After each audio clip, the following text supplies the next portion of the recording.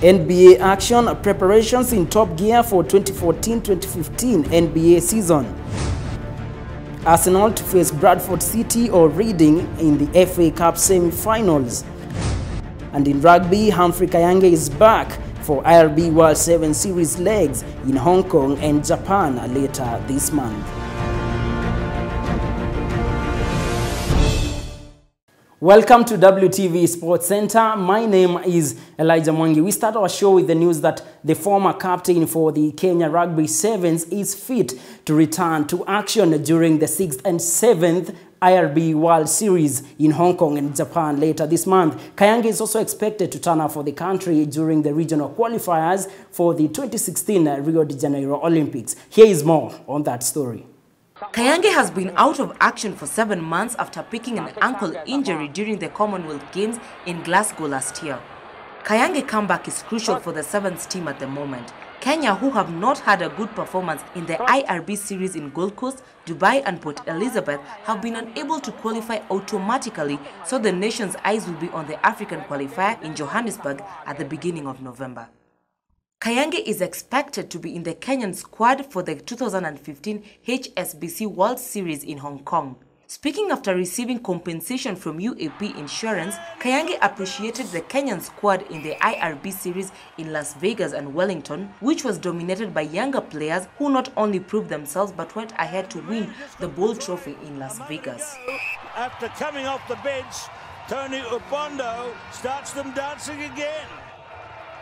The greatest task for the Kenyan team is now to plan on how to overcome Zimbabwe, Namibia and Tunisia, who stand between them and the Rio Games in the regional qualifiers.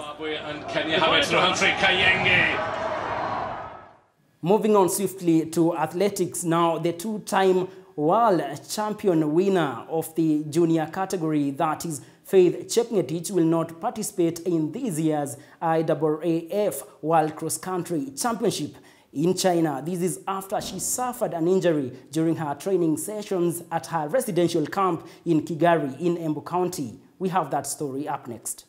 Chepngetich picked up an injury recently while in residential camp in Kigari, Embu, and was flown to Netherlands last week for specialized treatment. This was a setback for Chepngetich, who beamed with confidence after the national trials. Athletics Kenya President Isaiah Kiplagat considered the injury unfortunate for the Kenyan team. He, however, expressed optimism that the 8-kilometer charges can still weather the storm in the southwest Chinese city. Chepngetich and Zafet Koril, the two reigning world cross-country champions, will miss out in this showpiece. The 20-year-old Chepngetich has impeccable credentials from the time she won the junior race at the 39th IAAF World Cross Country Championships in Punta Umbria. She is described by many as an athlete who has an insatiable hunger to expand her fledgling collection, with IAAF World Youth and World Junior 1500 meters titles safely tucked into her trophy cabinet. There is literally more than a month to go to the IAAF World Cross Country Championships, when the spotlight will be shown on the Chinese city. Preliminary entries suggest this year's championships will be bigger than the past 3 editions. Kenya has topped the medal table at the past 4 editions of the World Cross Country Championships, but throughout the years, Ethiopia has proved to be their toughest opposition. Now to matters football here in the country. AFC Leopards is in dire need of financial aid, and the fans have launched a campaign dubbed 2015 Recovery Plan to support AFC Leopards. The wrangles, or rather the wars at Mumia Sugar, have landed the AFC Leopards as a team in a financial wheelchair, literally. And now the team members know what it means to go for even 3 months without pay. So who will bail out the Leopards? Steve Durango has more on that story.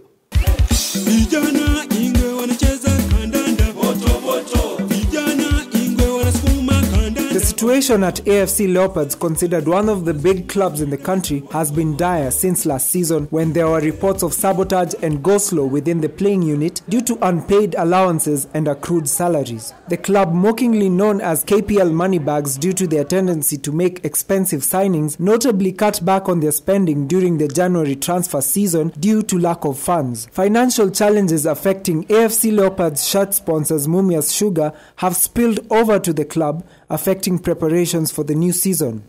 The club is seeking sources of additional funding to bridge the budgetary deficit and urged club members and fans to partner them in the initiative. Late last week, the club received a loan of 2 million shillings from the Kenya Premier League to help reduce the arrears owed by players after they boycotted training for a whole week. Last week, a number of AFC Leopard fans contributed 109,000 shillings, which was paid to 28 players and the club's technical bench as a way of motivating them. The fans are also in the process of collecting more money to help alleviate the situation, with a meeting convened Wednesday evening aimed at channeling the way forward. The development comes barely a week after Leopards hired Croat Zdravko Logarusic to take over as team coach.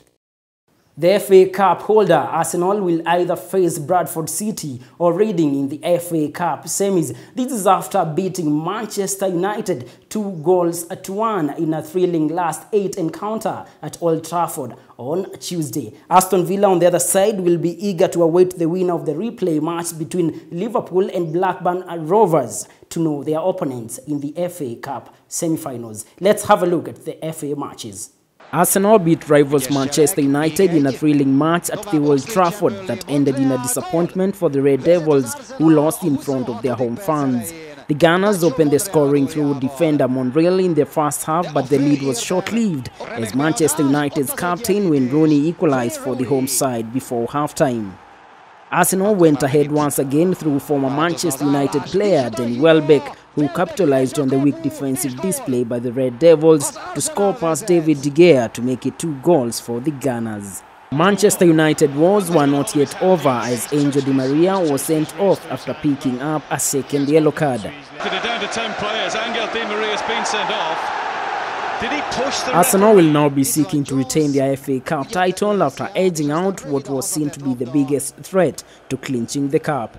Arsenal will be keen to know their opponents in the semi-final to be played at Wembley on 18th and 19th of April as Reading and Bradford square it off in a replay after the two teams played off a draw in their first match.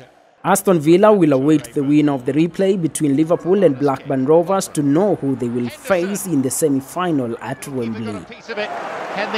On matters basketball, NBA action is heating up as we get closer to playoffs next month. Now, this has been a competitive season with stellar performances from both sides, Eastern and Western conferences. Now, the team to watch on the Eastern Conference is Atlanta Hawks. Let's have a look at what to expect in this year's NBA action 2014-2015.